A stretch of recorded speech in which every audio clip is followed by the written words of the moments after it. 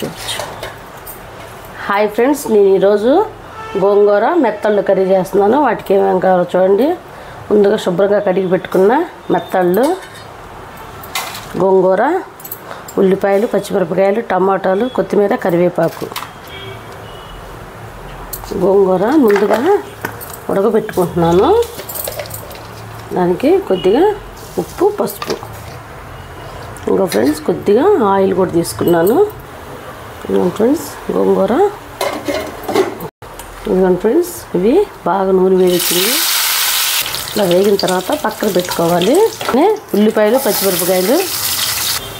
ఇదిగోండి ఫ్రెండ్స్, అలా వేగిన తర్వాత ముందు కట్ చేసి పెట్టుకున్న టమోటాలు, సరిపడినంత సాల్ట్, అలాగే కొద్దిగా పసుపు. ఇదిగోండి ఫ్రెండ్స్, ఇలా అయిన తర్వాత ముందుగా మనం నూనెలో వేయించుకున్న చేపలు కూడా వేసేసి కలిపేసుకోవాలి.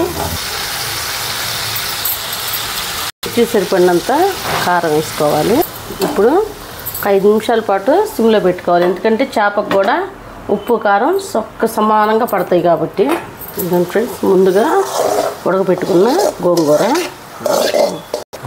5 నిమిషాల సేపు సిమ్లో పెట్టుకోవాలి. ఓకే ఫ్రెండ్స్, గోంగూర మెత్తళ్ళ కర్రీ రెడీ. మళ్ళీ లాస్ట్లో కొద్దిగా కొత్తిమీర. సూపర్గా ఉంటుంది. మీరు కూడా నా వీడియో చూడండి, ట్రై చేయండి. నేను ఎలా చేశాను ప్రతి ఒక్కరు కూడా. ఓకే ఫ్రెండ్స్, నా వీడియో